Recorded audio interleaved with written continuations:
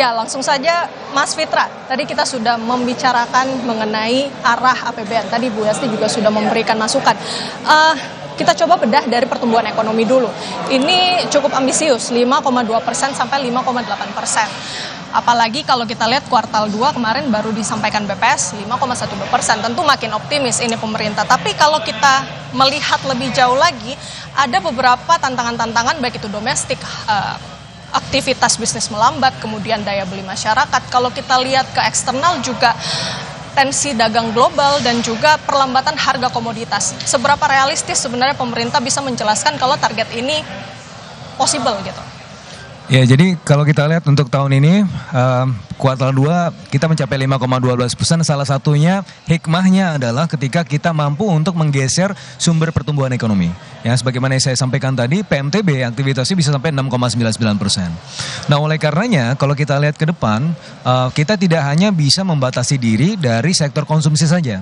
Kalau kita bandingkan ya kuartal 1 dan kuartal 2, sektor konsumsi sebagaimana tadi disampaikan Bu Esti, memang belum kemana-mana ya. Jadi di kuartal 1 tumbuh 4,95%, di kuartal 2 4,97%, yang artinya itu masih suboptimal di bawah pertumbuhan ekonomi itu sendiri. Tadi memang Bu Esti juga sempat menyampaikan mengenai fenomena rojali, rombongan jarang beli, terus rohana, rombongan hanya nanya-nanya, dan ada lagi rohalo sih, rombongan hanya elus-elus. Tetapi di sisi yang lain Bu Esti, ada data lain, data e-commerce yang juga sebenarnya meningkat gitu. Tapi meskipun sebenarnya belum sangat robust, tapi setidaknya kita bisa melihat ada fenomena juga switching behavior. Karena kalau kita lihat dari sisi aktivitas yang bukan barang pakaian ya, itu akomodasi makanan dan minuman itu tumbuh 8,05% di kuartal kedua. Artinya orang ke mall itu sebenarnya buat makan-makan dan kulineran, bukan buat beli-belinya di online begitu kan. Nah untuk ke depan apakah realistis untuk 5,2 sampai 5,8%? Nah, jadi asalkan dalam hal ini kita bisa fokus kepada sektor-sektor yang tidak hanya fokus kepada konsumsi, itu saya kira bisa. Karena pertama, tadi kuncinya adalah di industri pengolahan. Kalau memang industri pengolahan itu bisa tumbuh signifikan, yang mana kita bisa melihat kalau industri pengolahan itu atau industri manufaktur yang tumbuh 5,68%, kita harusnya fokus di mana sih? Low hanging fruitnya di mana? Ada satu misalnya hilirisasi di pertambangan, tetapi itu kan juga tidak sustainable ya sifatnya kalau pertambangan. Maka kita juga harus melihat ke sektor-sektor misalnya agriculture, yang mana agriculture ini menjadi semacam satu kali memancing kita dapat 2 ikan. Apa yang kita dapatkan? Pertama, kesejahteraan petani meningkat. Yang kedua adalah ya pertumbuhan ekonomi juga cukup signifikan. Misalnya tadi di pohon industri CPO. CPO itu misalnya ada satu pohon industri, ada 2 klaster yang belum terisi misalnya. Jadi di sektor tocopherol dan juga keratin.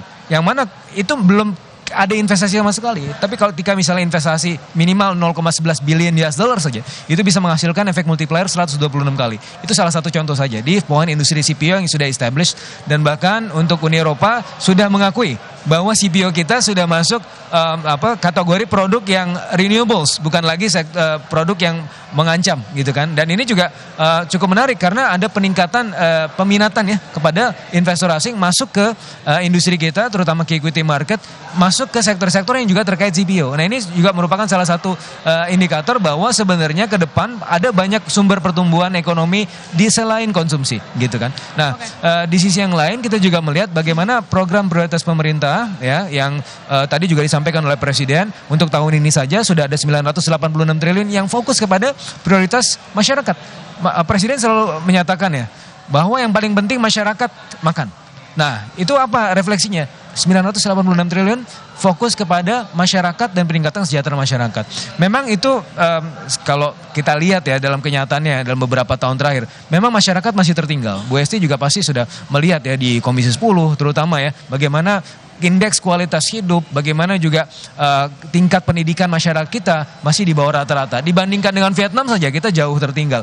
Yang konteks yang underprivileged di Vietnam, tingkat kecerdasannya itu hampir sama dengan yang di kita itu yang privilege. Nah, ini kan berarti kan suatu hal yang tertinggal, ada lagging. Kalau istilahnya ini semuanya kita harus kemudian menghasilkan pertumbuhan yang inklusif. Aceh Mulu sempat menyampaikan ya, kita membutuhkan bukan extractive economic institution yang menguntungkan sekelompok elit, tapi kita membutuhkan suatu institusi yang disebut sebagai inclusive economic institutions, yang mana itu pembangunan adalah untuk rakyat, dan itu yang akan disampaikan akan menjadi fokus ke depannya gitu. Oke, tapi Mas Fitra, saya paham pemerintah ini lumayan optimis melihat data-data dari BPS misalnya. Tetapi di satu sisi banyak yang resah juga Mas melihat data ini, karena ketika kita lihat lagi sepertinya ada anomali, karena ini banyak yang berbeda perkiraan-perkiraan baik itu dari lembaga internasional maupun lembaga di dalam negeri sendiri secara independen. Mungkin dari data industri manufaktur yang misalnya ini juga terlihat ada sebenarnya di PMI ada kontraksi, namun kalau di BPS malah ini tumbuh. Kemudian juga ada data pertumbuhan konsumsi rumah tangga ataupun juga retail yang diklaim membaik, tapi ketika kita lihat di lapangan data-data seperti PPN-nya anjlok, kemudian juga penjualan mobil semester 1 ini turun, dan juga penjualan semen yang padahal sebenarnya BPS juga bilang konstruksi ini jadi tulang punggung ekonomi. Kalau dari pemerintah sendiri nih Mas melihatnya, bagaimana sih bisa menjawab keresahan ini? Apakah memang BPS ini punya metodologi baru atau apa? Metodologi tetap sama. Jadi kalau untuk PMI misalnya ya, Mbak, kalau kita lihat Purchasing Manager Index in Manufacturing berbeda dengan cara menghitung PMTB. Sebagai contoh gini ya, di kuartal 1, aktivitas Purchasing Manager Index in Manufacturing kita itu konsisten di atas 50, bahkan di bulan Februari sampai 54. Tetapi di kuartal 1 itu PMTB kita, pembentukan modal tetap bruto, itu cuma tumbuh 2,12%. Nah, artinya apa? Artinya ada lag. Lagnya apa? Purchasing Manager Index in Manufacturing artinya orang mensurvei manajer pembelian. Mungkin baru direalisasikan di kuartal kedua. Karena itu yang ditangkap di kuartal kedua, PMTB naik 6,99%. Meskipun PMI di rata-rata di kuartal kedua itu di bawah 50. Nah, jadi heads up-nya adalah kemungkinan besar di kuartal ketiga itu akan membawa atribut di kuartal 2 ini, PMI yang di bawah 50 kemungkinan besar akan terbawa ke kuartal 3. Jadi kita bisa melihat kemungkinan besar PMTB di kuartal ketiga mungkin akan lebih kurang dibandingkan dengan yang sekarang gitu kan. Nah, terus tadi Mbak juga menyampaikan, oke, semen turun segala macam. Memang betul kalau kita lihat dari bangunan itu tumbuhnya cuma 4,89%. Dan itu merupakan 74% dari total kontributor PMTDB kita. Yang meningkat apa? Yang sifatnya capital intensif, permesinan naik 25%. Kemudian industri pengolahan tadi yang capital intensif. Maka kalau kita melihat tadi ya, kok nggak terefleksi di tingkat kualitas hidup saya sih? Saya belum meningkat income-nya. Memang rata-rata memang di barang modal sifatnya, belum betul-betul ke ciri gitu ya, ke level income. Nah, harapannya adalah bagaimana ini nanti bisa lebih inklusif. Setidak-tidaknya kita bisa melihat bahwa ada faktor anomali yang tadi saya sebutkan, black swan, front loading activities, mengirimkan barang-barang ke US ya, yang tadi CPO dan seterusnya, maka ketarik juga industri kimia, ketarik juga emiten-emiten yang di situ. Tetapi ini sifatnya one off. Bagaimana kita bisa menjaga itu? Nah, itu menjadi permasalahan yang berikutnya. Tapi setidak-tidaknya kalau kita tahu bahwa PMTB ini kemungkinan besar akan melambat, industri pengolahan juga kemungkinan besar akan melambat di kuartal ketiga, maka salah satu aktivitas yang bisa kita harapkan adalah salah satu dari government spending. Nah, untungnya kalau dari sisi government spending, kalau Mbak melihat realisasi di semester pertama 1.406 triliun, kita lihat dari kuartal ke kuartal. Kuartal pertama itu realisasi 620, kuartal kedua 787 triliun, naik 26,8%. Artinya apa? Maka kita bisa melihat kemungkinan besar di semester kedua itu aktivitas belanja pemerintah itu akan meningkat. Sepertinya ini merupakan salah satu hal yang wajar, karena kan ini kan adaptasi ya, pemerintah baru, kemudian juga ada Inpres 1 efisiensi, bagaimana money follow function.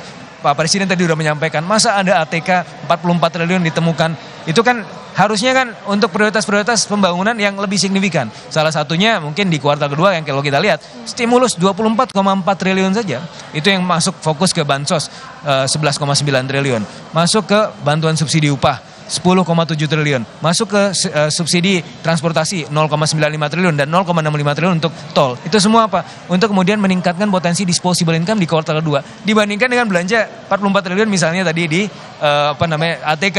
Nah, ini hal-hal yang sesuai dengan money follow function, yang mana Bu Esti tadi sebagai di Banggar pasti sudah sangat hafal dengan prinsip itu gitu. Oke. Yang saya tangkap dari Mas Fitra, berarti pemerintah paham kalau sebenarnya investasi yang masuk ke Indonesia ini memang capital intensif, which is gak matching dengan yang kalau sekarang kita menghadapi bonus demografi. Nah ini jadi menarik kalau saya tanyakan ke Bu Esti, sebenarnya apa yang harus dicermati pemerintah supaya bisa match nih Bu, karena kita investasinya intensif di capital, sementara yang kita butuhkan yang sebenarnya padat karya. Gimana Ibu? Iya, jadi begini, saya harus memulai dari rilis BPS yang kemarin sudah disampaikan.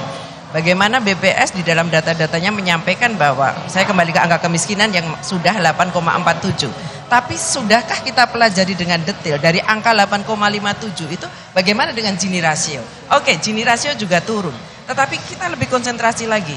Di mana titik-titik angka kemiskinan itu yang masih sangat tinggi.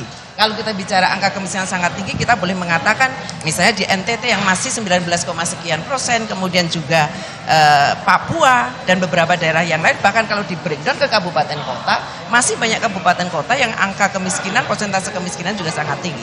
Artinya harapan kita terkait dengan pertumbuhan ekonomi belum menyentuh kepada sektor bagaimana kemudian masyarakat juga mampu meningkatkan income-nya, tetapi lebih kepada hal-hal yang mungkin belum terkait dengan kepentingan langsung untuk masyarakat.